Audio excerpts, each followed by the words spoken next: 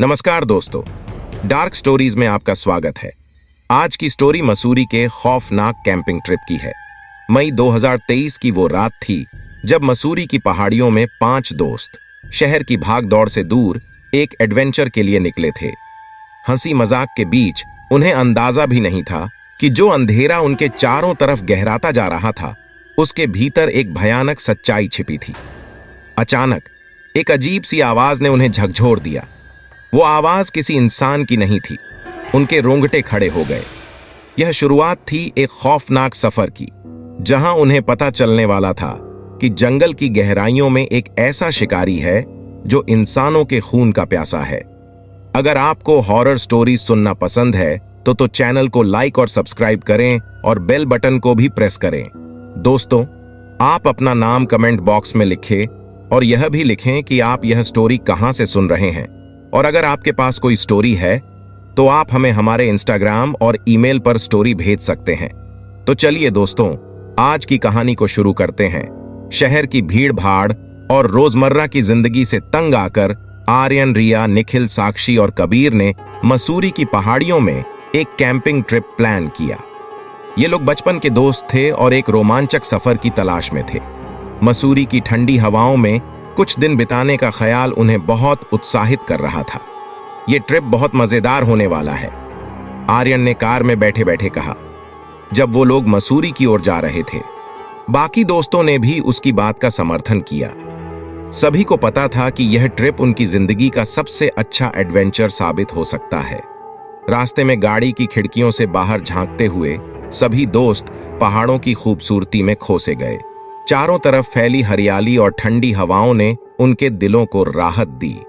लेकिन उन्हें क्या पता था कि जिस जगह वो जा रहे थे, वहां कुदरत का एक खतरनाक रूप उनका इंतजार कर रहा था। हम जल्दी कैंप साइट पहुंच जाएं तो अच्छा रहेगा, रात हो रही है, निखिल ने घड़ी देखते हुए कहा। हाँ, सही कह रहे हो, साक्षी ने सहमति जताई। लेकिन समय ने जैसे उनका साथ छोड़ दिया था। जैसे जैसे वो लोग अपने गंतव्य की ओर बढ़ रहे थे, मौसम बदलने लगा। अंधेरा घिरते ही वो लोग आखिरकार उस जगह पर पहुंचे जहां उन्होंने कैंपिंग के लिए प्लान किया था। उन्होंने जल्दी से अपना कैंप लगाया और आग जलाने की तैयारी करने लगे। ठंडी हवा में आग की गर्मी ने सबको सुकून दिया। सुनो, क्या तुम लोगों ने वो स्टोरी सुनी है इस जंगल के बारे में? रिया ने हंसते हुए कहा। कौन सी स्टोरी? आर्यन ने क्यूरियस होते हुए पूछा। कहते हैं कि इस जंगल में एक येटी रहता है जो इंसानों का शिकार करता है, रिया ने डरावनी आवाज में कहा, मानो वो सबको डराना चाहती हो। ओह, कम ऑन रिया, ऐसी कहानियां सिर्फ मन बहलाने के लिए होती हैं, कबीर ने हंसते हुए कहा। लेकिन जिस तरह से हवा ने झोंका मारा, उसमें कुछ ऐसा था जिसने सबको एक पल के लिए चुप कर दिया। वो मजाक में कही गई बात अब अचानक से बहुत रियल लगने लगी थी। मुझे लगता है हमें सो जाना चाहिए, निखिल ने कहा। कल हमें बहुत कुछ एक्सप्लोर करना है। सभी ने उसकी बात मान ली और अपने अपने टेंट्स में चले गए। लेकिन उन्हें नहीं पता था कि ये रात कितनी खौफनाक होने वाली थी। रात के गहरे अंधेरे में जंगल की गहराइयों से एक अजीब सी आवाज आई। कोई वहां बाहर था, उनकी नजरों से दूर, लेकिन उनके बेहद करीब। रात के सन्नाटे में अचानक एक भयानक चीख ने सबको जगा दिया। वो चीख किसी इंसान की नहीं थी। सबके चेहरे पर डर की लकीरें साफ दिखाई देने लगीं। ये क्या था? साक्षी ने घबराते हुए पूछा। मुझे नहीं पता, पर कुछ तो गलत है, आर्यन ने कांपती आवाज में कहा। सभी दोस्त टेंट्स से बाहर निकल आए और चारों तरफ देखने लगे। आग की लौ अब बुझने के करीब थी और अंधेरा बढ़ता जा रहा था। अचानक बुशेस से कुछ हलचल हुई। सबकी नजर उस ओर गई। वहां कुछ है, निखिल ने चिल्लाते हुए कहा। सबकी सांसें थम गईं। तभी बुशेस से एक बड़ा सा शैडो निकलकर उनके सामने आ गया। उसकी आंखें चमक रही थीं, जैसे किसी शिकार पर नजर गड़ाई हो। भागो! आर्यन ने जोर से चिल्लाया और सबकी जान में जान आई। सबने अपनी अपनी दिशा में भागना शुरू किया। लेकिन जंगल की घनी डार्कनेस में भागना आसान नहीं था। कबीर सबसे आगे था, लेकिन तभी एक जोरदार आवाज के साथ वो गिर पड़ा। जब बाकी दोस्त वहां पहुंचे तो उन्होंने जो देखा वो उनकी आंखों के सामने हमेशा के लिए जल उठेगा। कबीर के शरीर पर बड़े बड़े क्लॉ मार्क्स थे और वो बेहोश पड़ा था। हमें यहां से निकलना होगा अभी, आर्यन ने चीखते हुए कहा। लेकिन वो नहीं जानते थे कि यहां से बचना अब इतना आसान नहीं था। जो क्रीचर वहां था वो अब उनके पीछे पड़ा था और उसने उन्हें ढूंढ निकाला था। कबीर को किसी तरह उठाकर आर्यन और निखिल ने उसे घसीटते हुए कैंप साइट की ओर दौड़ लगाई। साक्षी और रिया पीछे पीछे भाग रही थीं। हर कदम के साथ उनके दिल की धड़कनें तेज होती जा रही थीं। हमें एक जगह छिपना होगा, निखिल ने हांफते हुए कहा। पर कहां?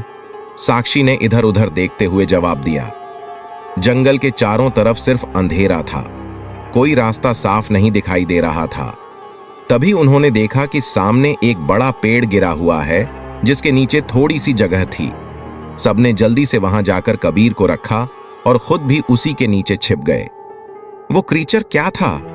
मैंने पहले कभी ऐसा कुछ नहीं देखा, रिया ने कांपती हुई आवाज में कहा। मुझे नहीं पता, पर हमें यहां से जल्द निकलना होगा, आर्यन ने कहा। लेकिन वो क्रीचर अब उनके बहुत पास आ चुका था। उसकी भारी सांसें उनकी सुनने की सीमा में थीं। अचानक उसने पेड़ के चारों ओर घूमना शुरू किया। उसका कद इतना बड़ा था कि पेड़ के नीचे छिपे रहना कोई सुरक्षित विकल्प नहीं लग रहा था। तभी एक जोरदार धक्का लगा और पेड़ हिल गया। सबके दिलों की धड़कनें एक पल के लिए रुक सी गईं। अब क्या करेंगे? साक्षी ने फुसफुसाते हुए कहा। शांत रहो, अगर हम बिल्कुल भी हलचल नहीं करेंगे तो शायद वो हमें छोड़ देगा, निखिल ने धीरे से कहा। लेकिन क्रीचर ने अचानक पेड़ को फिर से धक्का मारा। इस बार पेड़ थोड़ा और हिल गया। उसकी आंखें अब छिपे हुए दोस्तों पर जमी हुई थीं। कबीर की हालत और बिगड़ती जा रही थी। उसके घाव से खून बह रहा था और उसकी सांसें हल्की पड़ रही थीं। सब समझ गए थे कि अगर कुछ नहीं किया गया तो कबीर को बचाना मुश्किल होगा। लेकिन एक और समस्या सामने थी, उस क्रीचर का सामना करना। हमें कुछ करना होगा, आर्यन ने तेज आवाज में कहा। कबीर को बचाने के लिए हमें यहां से भागना होगा। पर कहां भागेंगे? वो क्रीचर हमें आसानी से ढूंढ लेगा, रिया ने रोते हुए कहा। आर्यन ने पेड़ के पीछे से झांकते हुए क्रीचर की ओर देखा। वो अब धीरे धीरे आगे बढ़ रहा था। उसके बड़े बड़े नाखूनों ने जमीन को खरोंच दिया। उसके पीछे रहने की जगह नहीं थी। वो बहुत जल्द उनका शिकार करने वाला था। हमें एक दिशा में दौड़ लगानी होगी, निखिल ने सुझाव दिया। अगर हम सब अलग अलग दिशा में भागेंगे तो शायद वो कंफ्यूज हो जाए। ये बहुत रिस्की है, पर हमारे पास और कोई चारा नहीं है, साक्षी ने कहा। सबने सहमति जताई और एक बार फिर से दौड़ने के लिए तैयार हो गए। आर्यन ने एक पेड़ के टहनी से एक शार्प शाखा तोड़ी और उसे अपने हाथ में पकड़ा। अगर वो हमारे करीब आया तो मैं उसे मारने की कोशिश करूंगा, उसने अपने दोस्तों को दिलासा देते हुए कहा।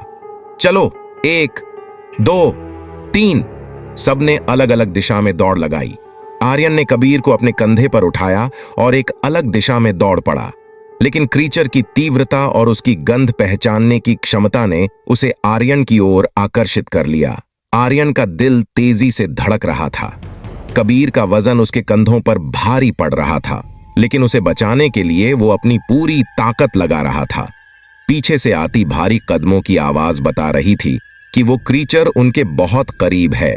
आर्यन ने अपने दिमाग में एक ही बात दोहराई, भागते रहो, नहीं तो हम दोनों खत्म हो जाएंगे। लेकिन क्रीचर की चीखों ने उसके होश उड़ा दिए थे। वो जानता था कि अगर वो अभी गिरा तो वो दोनों मारे जाएंगे। आखिरकार वो एक पत्थरों से भरी जगह पर पहुंच गया। उसने तुरंत कबीर को एक पत्थर के पीछे छिपाया और खुद उसके सामने खड़ा हो गया। उसकी आंखों में डर था, लेकिन उसने खुद को मजबूत बनाए रखा। उसने उस शार्प शाखा को और मजबूत पकड़ा जिसे उसने पहले पेड़ से तोड़ा था। अब क्रीचर सामने आ चुका था। उसकी लाल आंखें और बड़े बड़े दांत अंधेरे में चमक रहे थे। वो आर्यन की तरफ बढ़ा और उसने एक जोरदार चीख मारी। आर्यन के हाथ कांप रहे थे, लेकिन उसने हार नहीं मानी। क्रीचर ने उस पर हमला करने की कोशिश की, लेकिन आर्यन ने उसे उस शाखा से वार किया। वह क्रीचर घायल हुआ और एक पल के लिए पीछे हट गया। लेकिन वो इतना ताकतवर था कि आर्यन की इस कोशिश से बस कुछ ही समय के लिए रुक पाया। भागो कबीर, भागो, आर्यन ने चीखते हुए कहा। कबीर के पास अब ज्यादा ताकत नहीं बची थी, लेकिन उसने खुद को उठाया और आगे की ओर रेंगने लगा। आर्यन ने क्रीचर को फिर से मारने की कोशिश की, लेकिन इस बार क्रीचर ने उसकी शाखा को पकड़ लिया और उसे जमीन पर पटक दिया। क्रीचर अब आर्यन के करीब था। उसकी बड़ी बड़ी आंखें अब बिल्कुल आर्यन के सामने थीं। उसने अपने बड़े बड़े नाखून आर्यन की तरफ बढ़ाए। नहीं, आर्यन ने जोर से चीखते हुए कहा, लेकिन क्रीचर ने उस पर हमला कर दिया। आर्यन की चीखें जंगल में गूंज उठीं। आर्यन की चीखों ने बाकी दोस्तों को झकझोर दिया। वो सब अलग अलग दिशा में भाग रहे थे, लेकिन उस चीख ने उन्हें और भी डरा दिया। रिया ने रुककर पीछे मुड़कर देखा, लेकिन उसने सिर्फ अंधेरा देखा। उसकी आंखों में आंसू थे। आर्यन, उसने डर और बेबसी में चिल्लाया, लेकिन कोई जवाब नहीं आया। निखिल और साक्षी भी रिया की चीख सुन चुके थे, लेकिन उनकी खुद की हालत भी खौफ में डूबी हुई थी। वो नहीं जानते थे कि आर्यन और कबीर अब कहां हैं या उनकी क्या हालत है। हमें एक दूसरे को ढूंढना होगा, निखिल ने अपनी जगह से चिल्लाया, लेकिन जंगल की घनी चुप्पी ने उसकी आवाज को निगल लिया। साक्षी के पैरों में चोट लग गई थी और वो अब तेजी से नहीं भाग पा रही थी। मुझे लगता है कि हम फंस गए हैं, उसने खुद से बुदबुदाया। तभी एक हल्की सी आहट ने रिया का ध्यान अपनी ओर खींचा। उसने अपनी सांसें रोक लीं और ध्यान से सुनने की कोशिश की। ये कोई इंसान नहीं है, उसने खुद से कहा और फिर से दौड़ने लगी। साक्षी को देखकर ऐसा लग रहा था कि वो अब और नहीं भाग सकती। उसके पैरों में इतनी ताकत नहीं बची थी और उसका दम घुटने लगा था। उसने एक पेड़ का सहारा लिया और वहीं बैठ गई। मैं यहां अकेली मर जाऊंगी, उसने कांपती आवाज में कहा। तभी उसके पास एक परछाई आई। वो क्रीचर नहीं था बल्कि निखिल था। साक्षी, हमें यहां से निकलना होगा, उसने हांफते हुए कहा। मैं नहीं कर सकती, निखिल। मेरे पैर जवाब दे चुके हैं, साक्षी ने कमजोर आवाज में कहा। हमें कोशिश करनी होगी। आर्यन और कबीर भी शायद किसी मुसीबत में हैं। निखिल ने उसे उठाने की कोशिश की, लेकिन तभी एक भयंकर चीख ने उन्हें चौंका दिया। वो क्रीचर एक बार फिर उनके बहुत करीब था। उस चीख ने निखिल और साक्षी को फिर से डर से भर दिया। वो क्रीचर अब उनके ठीक पीछे था। निखिल ने साक्षी को उठाया और तेजी से दौड़ने लगा, लेकिन साक्षी की हालत अब और बिगड़ने लगी थी। निखिल, मुझे छोड़ दो, मैं और नहीं भाग सकती, साक्षी ने उसकी बांह को कसकर पकड़ते हुए कहा। नहीं, हम यहां से जिंदा निकलेंगे, निखिल ने उसे दिलासा दिया, लेकिन वो खुद भी अंदर से टूट चुका था। क्रीचर की चीखों के साथ साथ उसकी तेज चालों की आवाजें अब और करीब आ रही थीं। निखिल ने सोचा कि वो दोनों शायद ही इस भयानक रात से बच पाएंगे। तभी अचानक क्रीचर ने उन पर हमला कर दिया। निखिल ने साक्षी को जमीन पर धकेल दिया और खुद क्रीचर का सामना करने के लिए खड़ा हो गया। क्रीचर ने निखिल पर वार किया, लेकिन निखिल ने अपने हाथ में पकड़ी हुई टहनी से उसे पीछे धकेलने की कोशिश की, लेकिन क्रीचर बहुत ताकतवर था। उसने निखिल को हवा में उठाया और जोर से जमीन पर पटक दिया। साक्षी ने यह सब होते हुए देखा और उसकी चीख निकल गई। वो जानती थी कि अब बारी उसकी है। क्रीचर ने अपनी भयंकर आंखों से साक्षी की ओर देखा और उसकी ओर बढ़ा। साक्षी ने खुद को बचाने की पूरी कोशिश की, लेकिन क्रीचर की ताकत के आगे वो कुछ नहीं कर सकी। उसकी चीखें जंगल की गहराइयों में खो गईं। अब केवल रिया बची थी। उसने अपने दोस्तों की चीखों को सुना था और वो बुरी तरह डर चुकी थी। वो तेजी से भाग रही थी, लेकिन उसे नहीं पता था कि वो कहां जा रही है। उसकी सांसें उखड़ चुकी थीं और उसकी टांगें कांप रही थीं। वो भागते भागते एक चट्टान के किनारे पर पहुंच गई। नीचे गहरी खाई थी और सामने घना जंगल। वो जानती थी कि अगर वो अब रुकी तो उसका भी वही हाल होगा जो उसके दोस्तों का हुआ। मुझे कुछ करना होगा, उसने खुद से कहा। तभी उसे एक पुराना टूटा हुआ झोंपड़ा दिखाई दिया। वो झोंपड़ा शायद किसी शिकारी का था जो सालों से वीरान पड़ा था।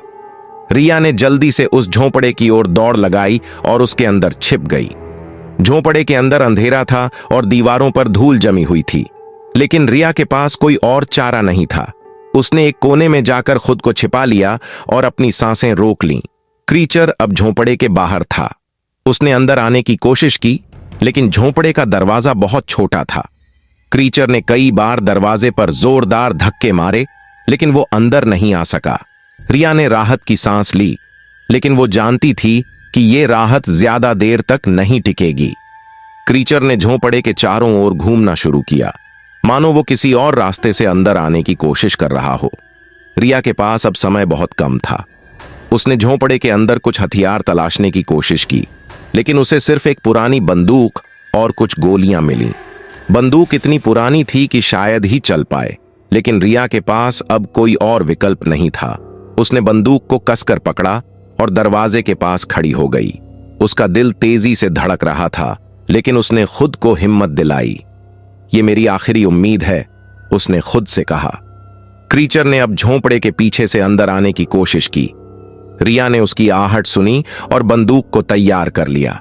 उसकी उंगलियां कांप रही थीं, लेकिन उसने खुद को संभाला। तभी क्रीचर ने झोंपड़े की दीवार को जोर से धक्का दिया और दीवार का एक हिस्सा टूट गया। क्रीचर की लाल आंखें अब रिया के सामने थीं। वो अब उसके बहुत करीब आ चुका था। रिया ने बंदूक की नाल को क्रीचर की तरफ किया और ट्रिगर दबा दिया, लेकिन बंदूक चली नहीं। नहीं! रिया की चीख निकल गई। क्रीचर ने एक जोरदार चीख मारी और रिया पर हमला करने के लिए आगे बढ़ा, लेकिन रिया ने हिम्मत नहीं हारी। रिया ने खुद को मरने नहीं दिया। उसने बंदूक की नाल को दोबारा सीधा किया और फिर से ट्रिगर दबाया। इस बार बंदूक ने जोर की आवाज की और गोली सीधे क्रीचर के कंधे में जा लगी। क्रीचर दर्द से चीख उठा और कुछ कदम पीछे हट गया। रिया को इस छोटे से मौके ने थोड़ी राहत दी, लेकिन वो जानती थी कि उसे और तेजी से सोचना होगा। उसने जल्दी से दूसरी गोली भरी और क्रीचर की हरकतों पर नजर रखी। क्रीचर अब और भी आक्रामक हो चुका था। उसकी लाल आंखों में गुस्से और दर्द की आग जल रही थी। उसने झोंपड़े को छोड़कर रिया की ओर दौड़ लगाई। रिया ने जल्दी से बंदूक का ट्रिगर दबाया, लेकिन इस बार भी बंदूक ने कोई काम नहीं किया। उसकी आंखों में डर फैल गया, लेकिन उसने हार नहीं मानी। उसने बंदूक को एक ओर फेंक दिया और झोंपड़े से बाहर निकलने की कोशिश की, लेकिन क्रीचर बहुत तेज था। उसने अपने नाखूनों से झोंपड़े का दरवाजा पूरी तरह से तोड़ दिया और रिया के पीछे दौड़ पड़ा। रिया का दिल बुरी तरह धड़क रहा था, लेकिन वो जितनी तेजी से हो सकता था उतनी तेजी से भागने लगी।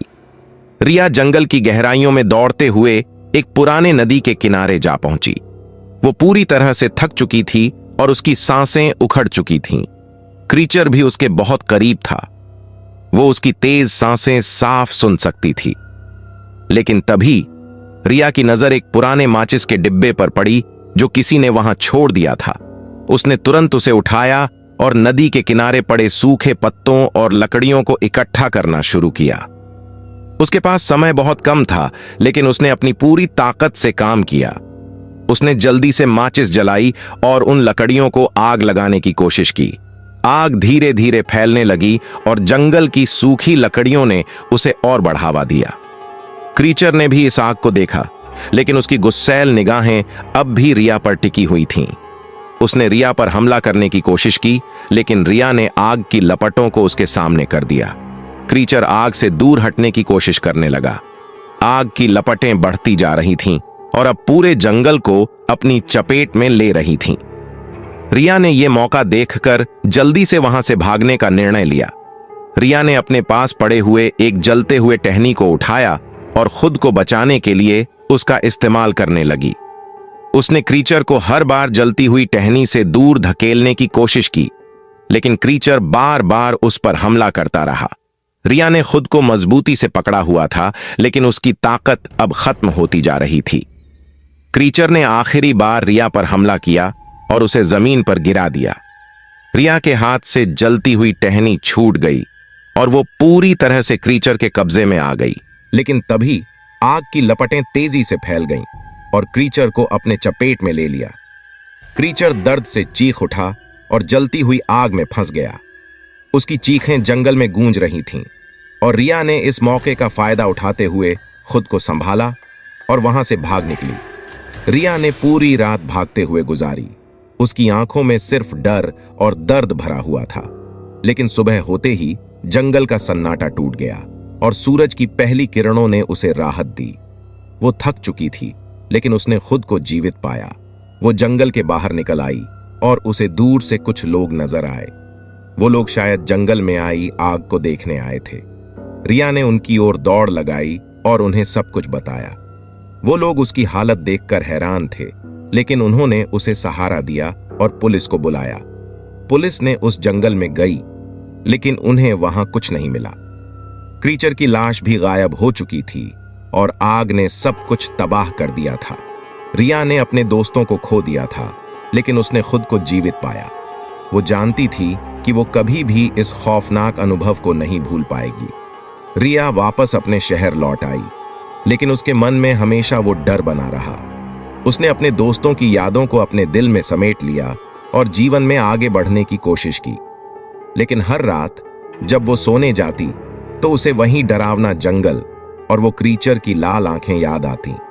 रिया ने खुद से वादा किया कि वो कभी भी उस जंगल की तरफ दोबारा नहीं जाएगी, लेकिन उसे हमेशा ये ख्याल सताता रहता कि क्या सच में वो क्रीचर मारा गया था या वो अभी भी कहीं जंगल की गहराइयों में छिपा हुआ था।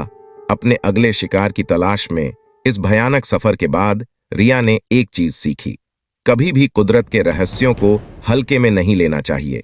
मसूरी के उस जंगल में क्या हुआ था, ये एक रहस्य ही बना रहा, लेकिन रिया के दिल में उस रात की डरावनी यादें हमेशा के लिए बसी रहीं। धन्यवाद जो आपने हमारे साथ इस डरावने सफर में कदम रखा। अगर आपको ये डरावनी कहानियां पसंद आईं तो लाइक बटन दबाना और चैनल को सब्सक्राइब करना न भूलें। हमेशा की तरह हम आपको प्रोत्साहित करते हैं कि आप अपनी डरावनी कहानियों को साझा करें। कौन जाने आपकी कहानी अगली बार डार्क स्टोरीज पर दिखाई जाए।